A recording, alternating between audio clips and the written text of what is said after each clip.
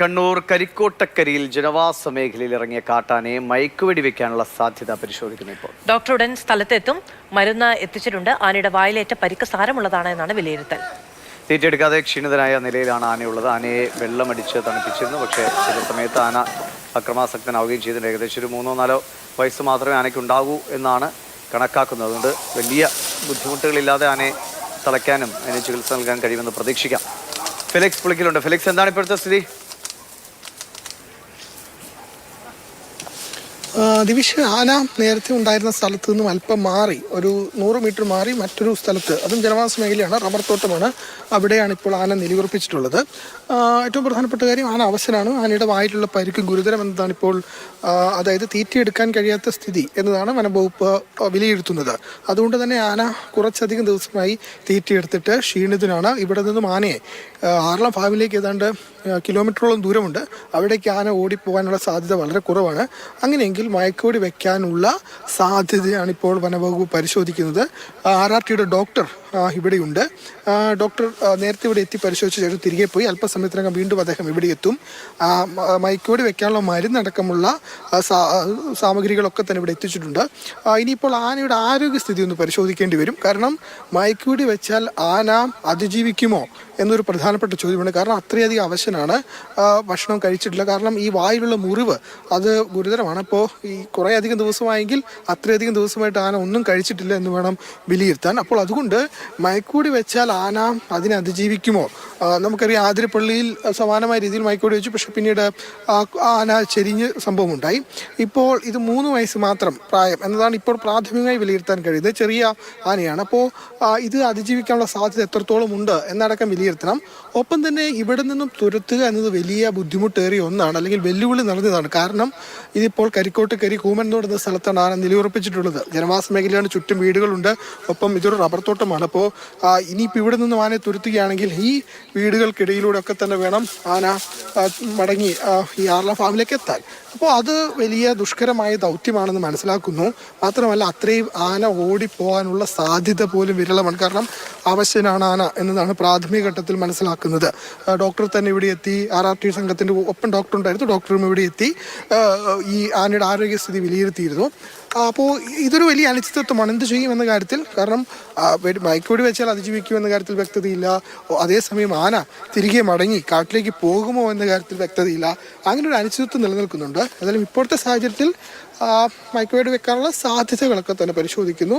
മരുന്നും അടക്കം ഇവിടെ എത്തിച്ചു. അപ്പോൾ ഒരുപക്ഷെ മയക്കുവെടി വെച്ച് ഇതിനെ കൊണ്ടുപോകാനുള്ള, ചെറിയ ആനയാണ്, അതുകൊണ്ട് വലിയ ബുദ്ധിമുട്ടൊന്നും ഉണ്ടാകില്ല. മയക്കുവെടി വെച്ചാൽ തന്നെ ആനയെ വാഹനത്തിൽ കയറ്റാനോ അല്ലെങ്കിൽ കൊണ്ടുപോകാനോ വലിയ ബുദ്ധിമുട്ടുണ്ടാവില്ല എന്നതാണ് കരുതുന്നത്. അങ്ങനെയെങ്കിൽ ആ സാധ്യത പരിശോധിക്കുന്നു. അല്ലാത്ത പക്ഷം ആന തിരികെ മടങ്ങി പോകുമോ എന്നതാണ് ചോദ്യം. ഇപ്പോൾ തന്നെ ആന അവശനാണ്. ഇനി കുറച്ചു നേരം, ഇപ്പോൾ വൈകുന്നേരം ആയെങ്കിൽ മാത്രമേ ആന കാട്ടിലേക്ക് തിരികെ പോകുള്ളൂ. സ്വാഭാവികമായി അങ്ങനെയാണ്. ഈ വലിയ ചൂടുള്ള സമയത്ത് ആന നിലയുറപ്പിച്ച സ്ഥലത്ത് തന്നെ തുടരാനാണ് സാധ്യത. പിന്നീട് വൈകുന്നേരമായി കഴിയുമ്പോൾ മാത്രമാണ് ആന പലപ്പോഴും ഈ നാട്ടിലിറങ്ങുന്ന ആനകളൊക്കെ തിരികെ പോകുക. അങ്ങനെയെങ്കിൽ വൈകുന്നേരം വരെ കാത്തിരുന്ന് അത് മടങ്ങി പോകുമോ എന്ന് നോക്കേണ്ടി വരും. അപ്പോൾ അതിനു മുൻപ് തന്നെ ഈ അവശത മുന്നിൽ കണ്ടുകൊണ്ട്, അല്ലെങ്കിൽ തിരികെ പോകാനുള്ള സാധ്യത കുറവാണ് എന്ന കാര്യം മുന്നിൽ കണ്ടുകൊണ്ട് ഒരുപക്ഷെ വളരെ വേഗം തന്നെ ആനയെ മയക്കുവെടി വെക്കാനുള്ള സാധ്യതയാണ് ഇപ്പോൾ വനം വകുപ്പ് പരിശോധിക്കുന്നത്. അതിൽ ജനങ്ങൾക്ക് വലിയ ആശങ്കയുണ്ട്. സ്കൂളിൽ കുട്ടികൾ പോയിട്ടുണ്ട്, അവർ തിരികെ വരുന്ന സമയമാണ്, പരീക്ഷയാണ്, 10ാം ക്ലാസ് +2 പരീക്ഷയാണ്. അപ്പം ആ ആശങ്കയൊക്കെ ആളുകൾക്കുണ്ട്. 3 വാർഡുകളിൽ, അയ്യങ്കുന്ന് പഞ്ചായത്തിലെ 3 വാർഡുകളിലാണ് ഇപ്പോൾ നിരോധനാജ്ഞ പ്രഖ്യാപിച്ചിട്ടുള്ളത്.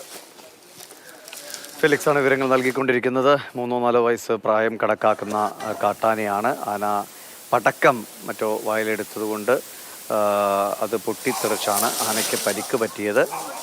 വായിലെ പരിക്ക് ഗുരുതരമെന്നാണ് ഇപ്പോൾ വിലയിരുത്തുന്നത്. ആന അതുകൊണ്ട് തന്നെ ഇത് എത്ര ദിവസമായി പരിക്ക് പറ്റിയെന്ന് വ്യക്തതയില്ല. പക്ഷേ കുറച്ച് ദിവസങ്ങളായി ആന എന്തായാലും ഭക്ഷണം കഴിച്ചിട്ട് അതുകൊണ്ട് തന്നെ ക്ഷീണിതനാണ് ആന.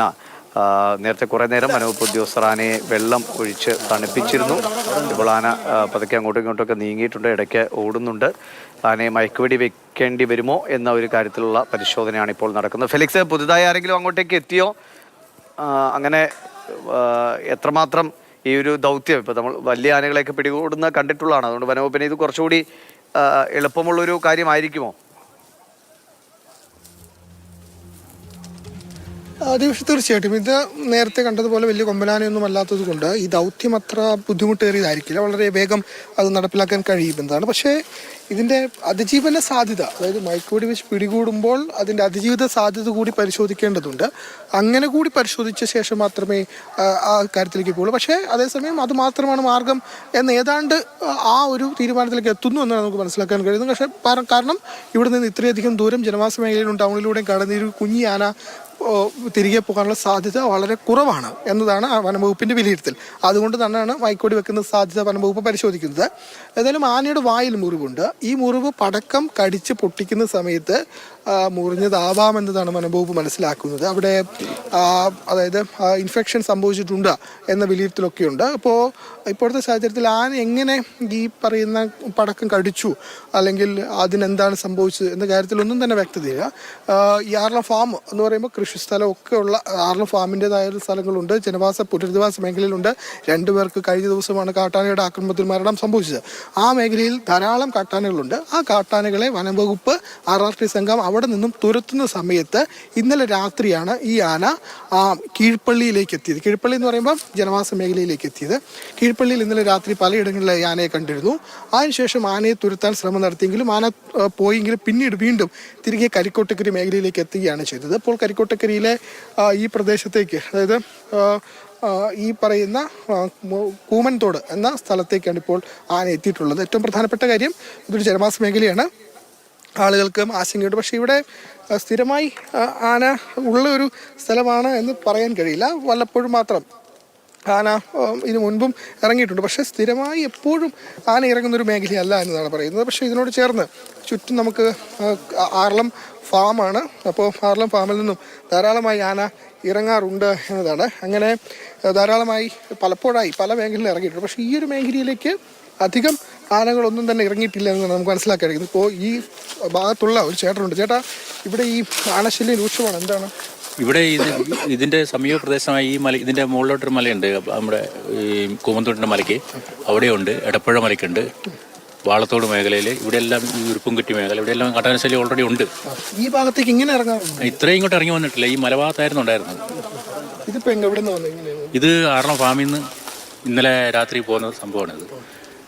കീഴ്പള്ളി വഴി വട്ടപ്പറമ്പ് വഴി വെളിമാനം വളയങ്കോട് വഴി കരിക്കോട്ടക്കരി പോലീസ് സ്റ്റേഷൻ്റെ സമീപത്തുകൂടിയാണ് ഇപ്പോൾ ഇങ്ങോട്ട് വന്നിരിക്കുന്നത്.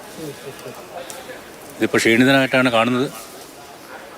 എന്തെങ്കിലും അടിയന്തര നടപടികൾ എടുത്തില്ലെങ്കിൽ ആനയ്ക്കും ക്ഷീണമാണ്. അതെ, ആശങ്കയുണ്ട്. കാരണം ഇതിപ്പം ഇങ്ങനെ നമ്മുടെ ഇങ്ങോട്ടൊന്നും ഇങ്ങനത്തെ ശല്യങ്ങളൊന്നും നേരത്തെ ഒന്നും ഇല്ലായിരുന്നു. ഇപ്പോഴാണ് ഇപ്പോൾ കൂടി വരുന്നത്. ഇപ്പോൾ ആർളം ഫാമിൽ 2 പേരെ കൊന്നു, ആന ചവിട്ടി കൊന്നിട്ടുണ്ട്. അങ്ങനെയുള്ള വിഷയങ്ങളുള്ളതുകൊണ്ട് ഇത് നമുക്കും ഭീഷണിയാണ്.